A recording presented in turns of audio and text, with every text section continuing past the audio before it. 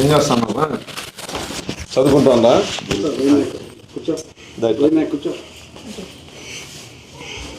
నువ్వేం చదువుతున్నావమ్మా? కూలి పనికి పోతానరా? కూలి పని.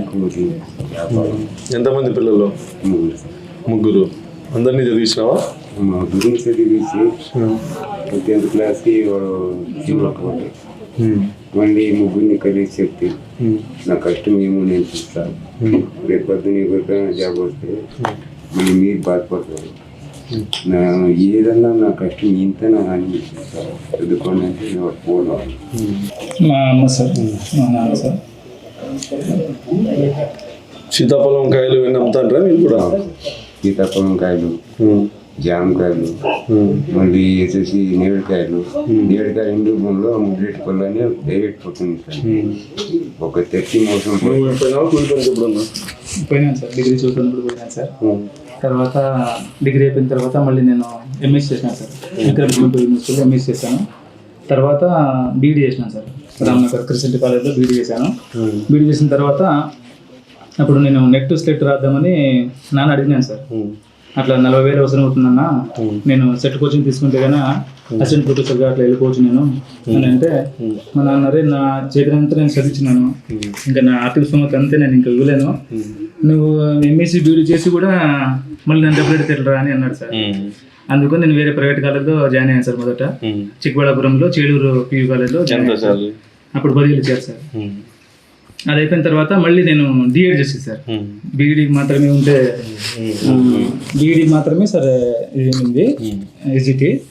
తర్వాత ఏమైందంటే 2011 తర్వాత డిఎడ్ చేసిన వాళ్ళు మాత్రమే మనకు ఎస్జిటిలో రావాలి, బీఈడీ చేస్తే స్కూల్ అసిస్టెంట్ పోవాలి అని అన్నారు సార్. అందులో నేను డిఎడ్ చేసి మరీ రిటర్న్ వచ్చినాను సార్. అక్కడ జాబ్ వదిలేసి వచ్చాను. సార్ డిఎస్సికి దాదాపు నేను ఒక 8 years నుంచి ప్రిపేర్ అయ్యాను సార్. 8 years అవును సార్. 2018 5 సంవత్సరాల్లో డిఎస్సి గవర్నమెంట్ అసలు లేదు, జగన్ గవర్నమెంట్ అప్పుడు నోటిఫికేషన్ ఇచ్చింది సార్, కానీ జరగలేదు సార్.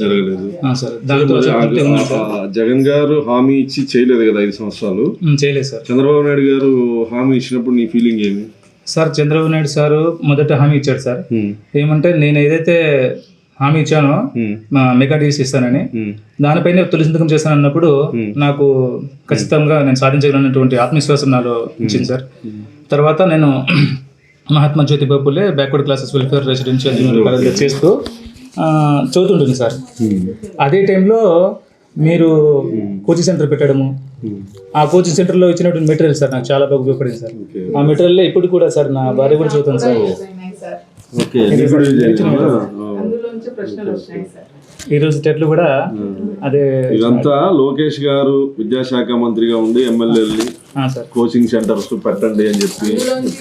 అదే సార్ మా విషయం నా వరకు సార్, ఇంతకుముందు చాలా మంది ఎమ్మెల్యేలు చూసినప్పటికీ మీరు సార్ ఇలాంటి కోచింగ్ సెంటర్ పెట్టి సార్ మాకు కోచింగ్ ఇవ్వడానికి ఇది లేదు సార్, స్తోమత లేదు, ఆర్థిక స్తోమత లేదు సార్.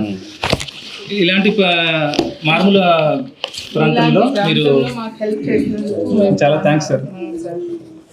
ఇప్పుడు డిఎస్సి మొదటి సంతకం చంద్రబాబు నాయుడు గారు సంతకం చేసినారు. చేసిన తర్వాత దాదాపు ఎన్ని కేసులు వేసినారు? అన్ని కేసులు వేసినారు కదా? నాకు తెలిసి 150 కేసుల వరకు వేసినారు కదా. మరి అప్పుడు మీకేమనిపించింది? లోకేష్ గారు ఎదుర్కొంటారు సార్. లోకేష్ సార్ గారు ప్రతిదీ ఇంతకుముందు సార్ అన్ని గమనించి ఇలాంటి కేసులు వేయచ్చనే ఉద్దేశంతో వాళ్ళు అన్నిటినీ కూడా సాల్వ్ చేసి చాలా తక్కువ కాలంలోనే ఫిల్ చేసినారు సార్. అది నాకు చాలా సంతోషించింది సార్. 2018లో నేను అరమాకులు మిస్ అయ్యాను సార్ డీజీటీ ఉద్యోగం 2018లో. అప్పుడు కూడా టీడీపీ గవర్నమెంట్ ఉంది సార్. మళ్ళీ చంద్రబాబు నాయుడు సార్ ఎప్పుడైతే ఖచ్చితంగా ఇస్తాను నోటిఫికేషన్ అన్నప్పుడు స్ట్రాంగ్ ఎఫెక్ట్స్ కూర్చున్నాను సార్. అది అక్కడ పని చేస్తూ, అక్కడ పని చేయకపోతే నాకు గడవదు సార్ అలాంటి పరిస్థితి. అందువల్ల అక్కడ చదువుకుంటూ ఒక పక్క జాబ్ చేసుకున్నాను సార్. ఇప్పుడు మీరు ఇంత కష్టపడి కూలి పని చేసుకొని కష్టపడి చదివి ఉద్యోగం తెచ్చుకున్నావు. ఇప్పుడు అవకతవకలు జరిగినాయి, మీరు డబ్బులు ఇచ్చి లక్షల డబ్బులు ఇచ్చి కొనుగోలు చేసినారు ఉద్యోగం అని చెప్పి చెప్తా ఉన్నారు వైసీపీ వాళ్ళు. ఏం చెప్తావు? పూలదాన్ని చేసి కట్టుబడి చదివించినాను. చదివించి కట్లో పెళ్లి ఇచ్చి నా కొడుకు జాబ్ తీసుకొని చదివించిన స్వామి. నాకు నా కాళ్ళు చేతులని వాసుకున్నాయి. పనికే పోయలేదు, అంతా పని చేసింది. ఎన్ని సంవత్సరాలు చేసావు పని? పని చేనులో పని చేసి చేసి చదివించిండేది వాళ్ళకి. కష్టపడి చదివించిండేది. మా ఆయన కోడి వ్యాపారము, ఎల్లి వ్యాపారము, చింతి పిద్దల వ్యాపారము, చింతి చెట్లు తీసుకొని నీళ్లు కొట్టుకొని అంతా చేసుకొని చేసేసి చదివించుడి. కాళ్ళని వాసిండే. పొద్దున్న ఎక్కడా పోయలేదు. నేను ఎంత పని చేయను, నా చేత అయినదని ఇప్పుడు గమ్మ కూర్చుంటాను. ఈరోజు దేవుడు ఆశీర్వదించినాడు, నీ కొడుకు ఉద్యోగం వచ్చింది. చంద్రబాబు నాయుడు గారు ముఖ్యమంత్రి కావడం వల్ల ఉద్యోగం వచ్చింది.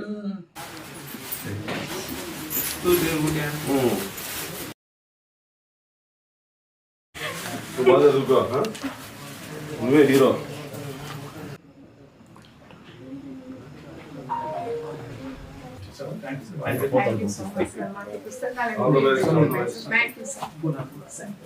హీరో